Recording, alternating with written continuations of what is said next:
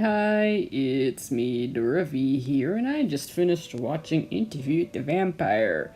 Like, wowee. Yeah, I probably need a little more time to unpack, because it just ended, like, maybe 5 minutes ago. Like, oof. Yeah, so I'm not at all bothered by, like, the diversity casting in this case, because to be quite frank, it makes sense. New Orleans, the majority of the populace is black. So, and they weren't all necessarily slaves or lower class, it's just that many of them were. But yeah, I was fine with it. And same with, like, the updates, because the original Interview with the Vampire was, set, like, the early 80s, I think, and before that, let me think, like, it was something like, is it like 1700 New Orleans or some? Oh no, not that early. Good grief! I know like the vampire Lestat was like 1700s, and then when he met Louis, it was something like like after the Civil War, like the 1870s.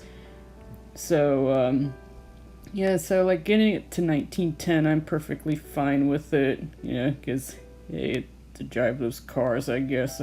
But I was fine with that too, and it being like 2022 with like COVID, I thought that was a pretty nice touch. And speaking of nice touch, Eric Bogosian is just perfection.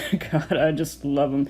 He does tend to play like these kind of characters, like the very like sarcastic types, and he does a great job with them. He was in this old movie called Talk Radio, and I highly recommend that movie. It is very good. It's from the 80s, and he's just like it's just good stuff. And he was in the Law and Order as well. Like he was in Law and Order, I think it was Criminal Intent, but this role is like just perfect for him. I mean, I honestly can't imagine anyone else playing the role the way he did it. It's amazing. As for the guy who played Louis, yeah, you might want to kind of give him some Emmys. That was a great job. They all did. Like, this was all very well acted and just really intense. And then, as for Lestat, that guy was just mesmerizing. I mean, just wow. And it kind of like when you see what he does and how he is, he's that kind of person that you like from afar. You do not want this guy anywhere near you. It's like, and a lot of it's like, no, that's so unnecessary, it's so mean. But this is Lestat we're talking about. He don't care. He's gonna be mean all he wants, and he's gonna eat your face, and then he's gonna punch your brains out or something. So I'm like, what? Honestly, like that to me is like, come on. I was just thinking, come on, that's just ridiculous. And but that's just it though. Like Lestat, like at that time, was just incredibly savage, and they make that really clear. And he absolutely wanted Louis. The way that it was handled is very different from the books. Like in the books, like Louis is simply attacked, and I think he was like walking home or something, and he was straight up attacked by Lestat, and then finds himself kind of a prisoner, and he struggles with the vampirism. And personally, like, I think the adaptation's fun. Like, it didn't have to be faithful, to the books, because I feel like maybe being too faithful, I don't think it would have worked out too well. Just not to me, at least. And plus, you have the movie for more of the faithfulness. I mean, you can just go watch that. Yeah, but this is a really good updated version. Check that out. It's a really good updated version of it. And the one thing, it's like the brother, like, I thought that was a nice touch. It gives Louis some depth, I believe. Like, it gives him depth.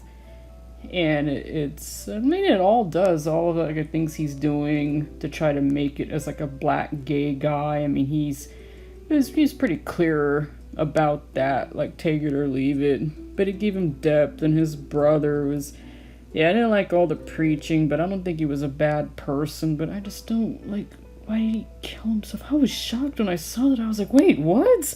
Like, that's a bit sudden. And then them blaming him. And then then it wasn't his fault. He didn't do anything to cause the death. And then he's confessing, and that's when Lestat takes him right there. And do I believe Lestat probably went through a lot of crap? Well, he did. He truly did. But that's in a completely different story. It's a different story, though. It's, yeah, Vampire Lestat, which I'm sure that's going to be adapted eventually, one way or the other. It will be. And, but he definitely has. But the show does a real good job making it clear just what someone like Lestat is capable of. Like, it's pretty clear. Yeah, it's like, and a lot of it's like pretty, like some of it's standard vampire, some of it is just Anne Rice. But whatever the case, it was just a really, really like excellent job, conveying that. And the French, I just like the sound of it. It was really good. At least to me it was, but I'm not French, so they might not agree. But we'll find out, I imagine. And as for what I think might happen, well, Louis struggles. They find the girl, Claudia, also black, which again, like, I'm not going to complain about it being woke, because it isn't woke. Like I said before, New Orleans has, like, it's 66% black, okay? It's like, get over it. And it wouldn't surprise me if I hear that complaint. As for, like, the gay stuff, I was shocked. I was really shocked. And it's not because I've never seen it before. I'm just saying that it's just so sudden. Because I was just so very sudden, like, already. Because I was under the impression it would take time before they get to that point. But I guess not. I guess the showrunners wanted it now. They wanted sexy time now. And Louis taken in a church, which is like so ironic because you think vampires aren't supposed to be there. Well, it didn't stop Lestat. Nothing stops him. You know how he is. Come on. You know, that's him for you.